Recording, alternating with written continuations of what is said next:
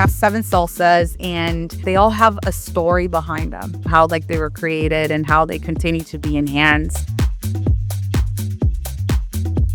I wanted to have a salsa that was kind of like our A-star, our leadoff hitter that's going to be a little bit outside of your traditional salsas, that's going to get people to consider us a little bit more. The jalapeno crema came out of inspiration of Ensenada fish tacos. I really loved the white sauce that they would put on there. It was a very simple white sauce. It was just crema and mayonnaise mixed together. Well, I just kind of wanted to take something, elevate it a little bit, give it a little bit more of a spicy flavor to it.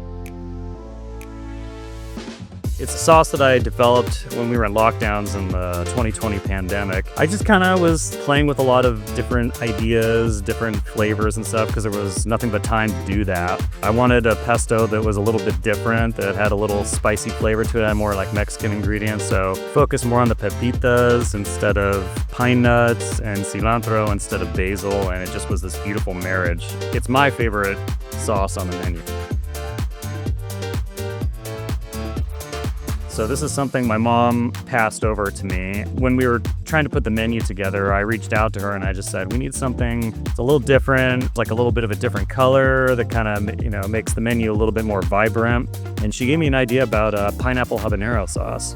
The habanero is like one of my favorite peppers to work with. It's got the most flavor, but it's also has the most heat in it. Balancing that with the pineapple, it gets into a spot where it's just the perfect flavor, and it goes great on anything that's seafood. So I go back to the whole Ensenada fish taco thing. Like, you have fish tacos, the jalapeno crema and the pineapple habanero just go perfect with it.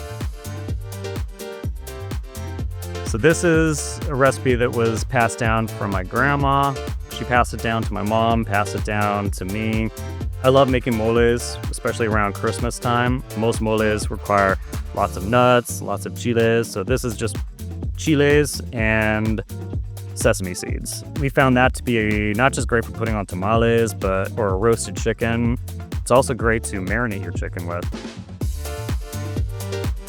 This was a long development because the first pop-up we did, someone came and tried all our salsas out, and he said, your stuff's just not hot enough. But it's good, it's just not hot enough.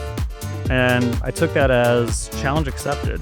I said, I'm gonna develop a salsa that's just extremely hot. I'm gonna put every pepper that's not a ghost pepper or scorpion or spider or whatever. Habanero will be the hottest pepper on the menu there. So I just did every other pepper that you could get at a grocery store. And I kind of did like a throw the pasta on the wall and see if it sticks. And it took a few months. I looked up other salsas that are really hot, and I found there was a drunken salsa, or the salsa borracha. That became the go-to one. So I said, we're gonna do one that's flavored with Modelo beer, and we're gonna cook it down in Modelo beer. So the same process I'd been doing before with the Heat Wave Home Run Challenge, but we're adding a second cooking process to it with Modelo beer.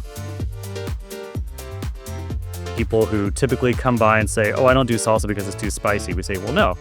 Our green roasted salsa was the one we decided was just going to be the mildest on the menu. So it was going to be a traditional tomatillos, cilantro, onion, garlic, that kind of stuff. Serranos, jalapenos, but everything de-seeded. And then we do our traditional fire roasted red, which is kind of like the borracha, but without the habaneros and without the Modelo beer. It's a nice chunky salsa, but it's also very hot. It's our second, probably our second hottest one on the menu.